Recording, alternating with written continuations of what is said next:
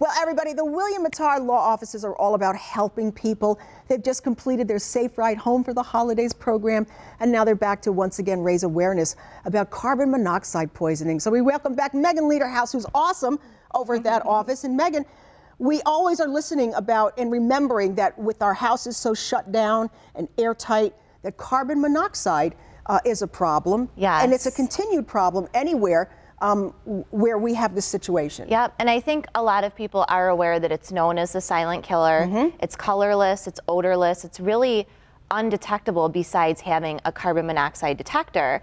But I think that William Mattar Law Offices really just wants to make sure that you know a little more specifically about things that you can do to keep yourself and your family safe. With the detectors, you know, for one thing, there's smoke detectors and there's carbon monoxide detectors. There's some that do both, right? So you want to make sure that you know what you have. You want to make sure that you have both smoke and carbon monoxide on all levels of your home. Yes. And near sleeping quarters as well, because if you're asleep and the alarm goes off and you're a heavy sleeper, you want to make sure it's close enough that you're going to hear that and it's going to wake you up. Yeah, and you're so right. It takes 5 minutes to walk around the house and to make sure all the batteries are working. Yep. Make sure, I mean, these are life-saving devices, and it's so easy. And first of the year, this is a great time to go around and check again. And a lot of people, what they'll do is they'll change the batteries in all of their detectors when they change the clocks. So when you put your clocks forward or backwards, you know, that's twice a year. So you're changing the batteries as well and everything. So it's a good way to keep track of everything. Also, you want to make sure that you're changing the actual detector itself. You're purchasing a new one about every 5 years or so. Some of the newer detectors will have, mine just did it a few months ago, it was beeping. I didn't know why. It was a signal that I needed a new detector. Some of the newer ones will do that, but some won't. So you really want to keep track of how long you've had that detector for.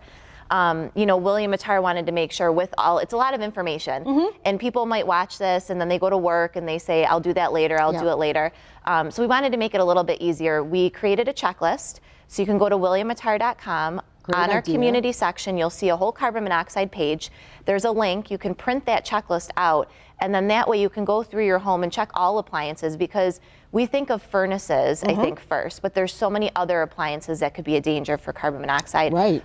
Stoves, fireplaces. So we have a checklist with many different appliances, so you can just kind of look through it and say, all right, did I check all of this? And just give you a little bit of peace of mind. If, you know, we can give that information to one person that might keep them safe. That's all we want to accomplish with it. And you know, it's so unfortunate we lost that that lovely Amanda Hansen, and the law now that went into effect, it was in honor of her. So that now we understand it's a federal law or a state law, certainly I think in our state, that every home has to have a carbon monoxide and tenants should know detector. that they need to have one. You know, their landlord needs to supply that in their home as well.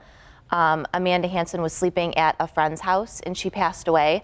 So, you know, it's your family, it's the people you have in your home, it's visitors. You're responsible for everybody. Now, Megan, we also have the fact that you're involved in a lot of community programs all year. What's coming up? So let's see, the next one is we are going to be running a campaign with some Code Blue shelters to raise awareness for the Code Blue shelters. We just finished the Safe Ride Home program, like you talked about. How did that go? That went really well. Good. That originally started just for New Year's Eve. Free rides home on New Year's Eve. We thought, why not extend it? Everybody's celebrating around the holidays, so maybe something between the night before Thanksgiving and New Year's Eve. So we had a lot of people that participated, and hopefully we kept some people safe. I'm sure you did. Throughout the holidays, too. I'm sure you did. You guys are so proactive. All right, let's give you the WilliamMattar.com information, okay? Because if you are injured in an accident, there are time issues. You're going to want to get to an expert, and of course, this law office, they are the folks that you're going to want to deal with. But also great community news. What page again is that safety checklist on? So WilliamMattar.com, our community section, and you'll see the carbon monoxide page.